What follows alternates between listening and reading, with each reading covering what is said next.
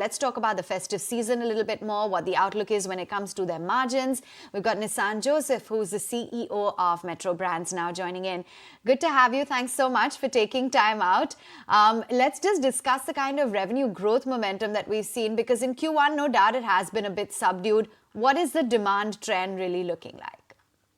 Yvonne, welcome back, and thank you for having me again on the show. First of all, Q1, I think to say it was subdued is not a fair comparison. It really was a normalization quarter, so the previous year, there was so much pent-up demand, wardrobe refreshes, and not so much pressure on the discretionary dollar or the discretionary rupee on expenditures. Today, air travel is up big, restaurants are up big, vacations are up big. So, the discretionary dollar is being spent in more ways than it was spent last year. That is normal. So it really was a normalization quarter. So we really didn't see the subdued demand, although we did know we were lapping those numbers from the previous quarter. That demand trend has continued for us. We saw growth in premiumization products that were over 3,000 rupees. That climbed up to an all-time high of 44% for us.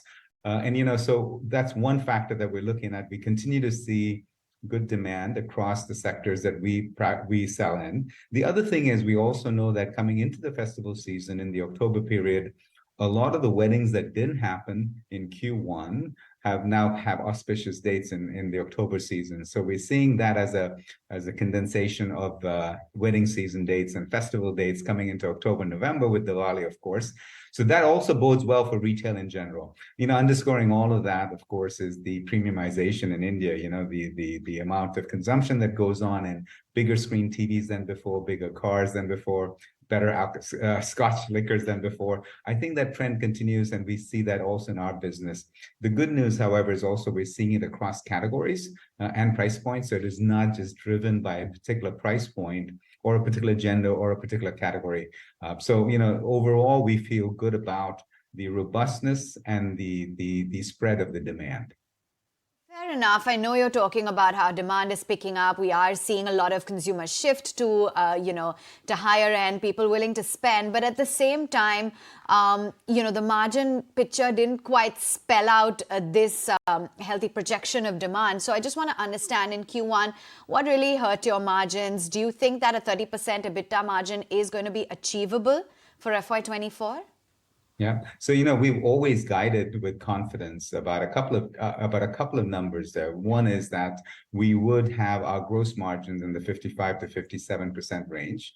It might blip up sometimes, it might blip down. Q1 blips up a little bit, Q2 blips down simply because of the end of season sale. But overall, we are very confident that we will achieve 55 to 57% gross margins.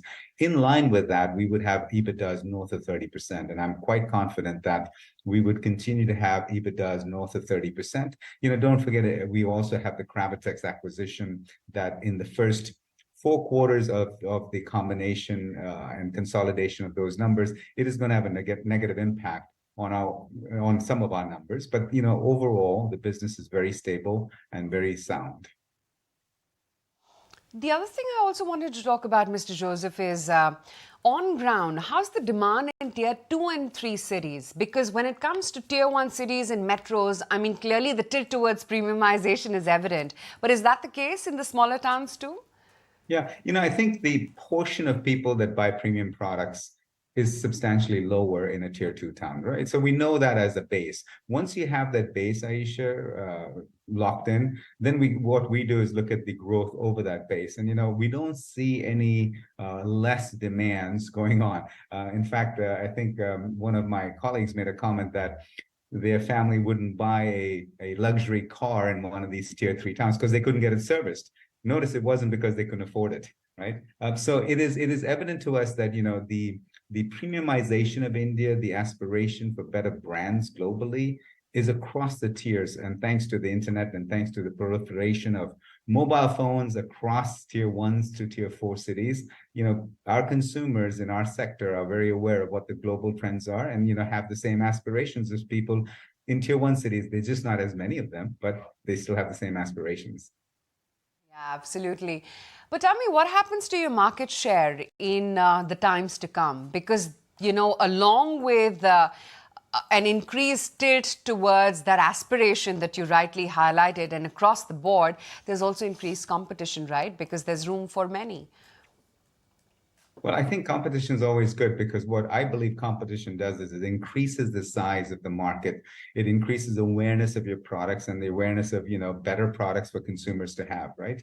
So overall, I think competition in our industry, in where we are as a country, is much needed because it validates the sector. It creates high streets, it creates malls, and these are all shopping places and avenues which create more shoppers in the long run, right? So in a tier 3 town, if a high street became vibrant because there was a proliferation of global brands going in there with stores, that is really good for all of us. And the fortunate thing we have is in India, the population and the growth is so much that it is really not a zero-sum game. A competition opens up, so I can't grow. It really is an and game, that it's not a zero-sum game. It's an and game where we can all grow, and it's a matter of us in being available for consumers in markets, in real estate, that is accessible and exciting for our consumers. Fila, what's the current status? How much of the inventory has been liquidated, and when will the new collection launch? Yeah, so we're still through the process, Ivan, of working through the cleanup of inventory. As we've guided, we think it's going to take a good 3 to 4 quarters since acquisition. We're finishing up our second quarter roughly of the acquisition. So we know that this year, it is going to be a cleanup year. Next year is going to be resetting the brand, and the 30 is the acceleration plan. So it is going to continue to be a little bit of a drag on us. Having said that, though, I think we're also starting to see some exciting things happening with the brand as we look to the spring summer season, that we believe that will start setting the pace for the brand in the right way. I wanted to know how e-commerce is shaping up for you. What's your average selling price? Is it margin accretive? Are you seeing traction there? Yeah, I think the e-commerce business is, on pace. We had a great 60% growth last quarter in our e-commerce, so that continues, and we're excited about it. And it also has come at a time when brick and mortar has come alive. So we're not seeing a cannibalistic effect or a trade-off effect. So people aren't buying at brick and mortar instead of e-com. They're buying both places, which is always good. The margins of e-commerce are definitely different, distinctly different than the rest of our business. In India specifically, the e-commerce space is a discount space. And that is why, Ivan, that we've never really pushed that pedal really hard, because it is not really as much of a full price game as we'd like. We do like the omni-channel business that we do, and it's 25% of our digital sales. We love that business because it is full price, but it is still a discount seeker. Having said that, though, we are distorting a lot of investments into the digital space, not because we want it to be about e-commerce, but we also know that the consumer is going to start their journey on digital and then end it in an offline era, especially when it comes to shoes. Shoes are really hard to buy online because the fit, it doesn't have much tolerance compared to a shirt. You can wear a shirt a little loose. You cannot wear a shoe a little loose or a little tight, right? So that has it. But at the same time, we understand that the consumer is digitally savvy and wants to start their journey at the digital space, which is why we distort and have focused our investments to ensure that we're digitally savvy when a consumer comes looking for Metro Brands. All right. Really appreciate your time, sir. Thank you very much for joining us.